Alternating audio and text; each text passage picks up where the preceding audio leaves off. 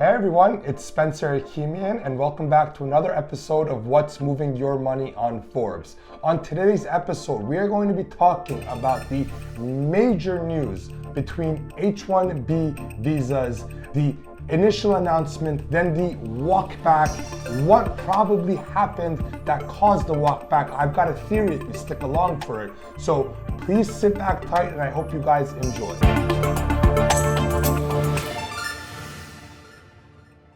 So on Friday afternoon, we got an announcement from the Trump administration that they are planning to charge $100,000 for any and all H1-B visas in the United States. This initially applied to both renewals, new ones. It had no exception based on your profession. It was essentially an all-encompassing proclamation. Now, what ended up happening within nearly minutes is multiple members of the Trump administration, particularly Caroline Leavitt, came out and walked back the initial announcement. They came out and said that no, this will only apply to new visa holders. This will be a one-time fee rather than a recurring fee, and there will be multiple carve-outs such as for medical doctors and for people in many other professions and domains. So what ended up really happening here is quite obvious, and this is my opinion, but nonetheless,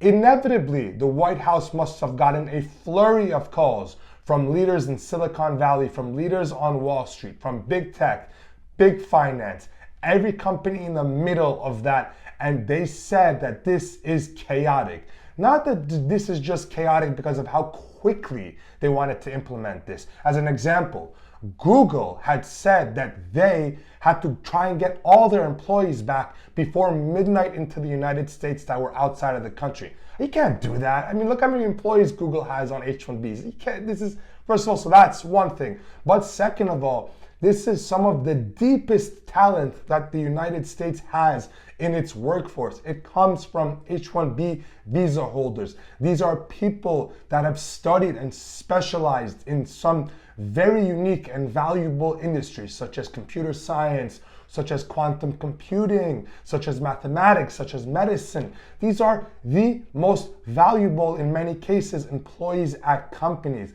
And if America loses these employees, and don't forget, these are foreign employees that are leaving their own country, right? Who do you think is going to be right there to pick those people right off? It's China. You think China is just going to wait there and let America give this talent away? They're going to scoop it up immediately. So it was a very instant walk back from the White House, and it frankly had to be instant, because if it wasn't, right, the amount of uncertainty that it would have caused, even in just those 6 to 12 hours, could have caused such lasting damage that it just would not have been worth it. So in my opinion, it was very good to see the White House walk back the majority of the original proclamation. So guys, one other thing that I want to talk about on today's episode is I want to get into the similarities that we are beginning to notice early in the Trump presidency as it relates to these big economic topics with these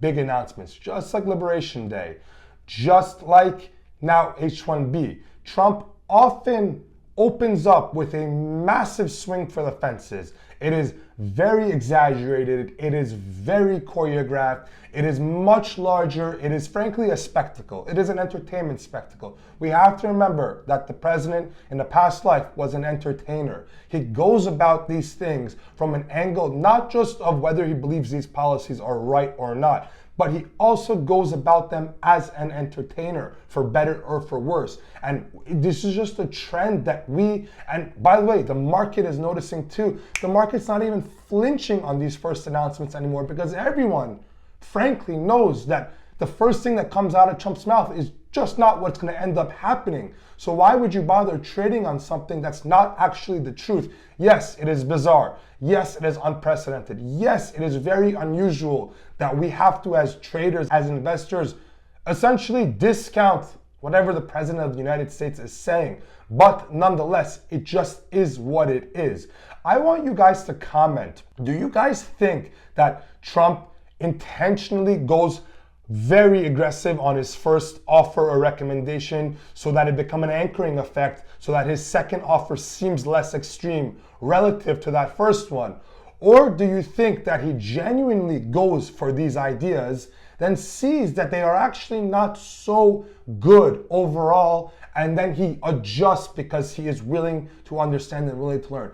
I'm open to hearing it from either direction. I've got very smart people in my life that have argued and debated in favor of both of those vantage points, and I really want to hear you guys and what you think, because frankly, I myself am a little bit perplexed by some of this, but I love to hear what you guys think. Now guys, to end today's episode, we have to talk about something that is really unfortunate. The BLS on also Friday came out and said that they will be delaying the CE, the consumer expenditures data reporting in their monthly inflation reports. Now, that is a very bad sign. We already know that there is a high probability that the next BLS commissioner will be a hand-picked Trump person that will be undeniably loyal to him and may not be willing to share the truth about the economic reality with Americans should it make Donald Trump look bad.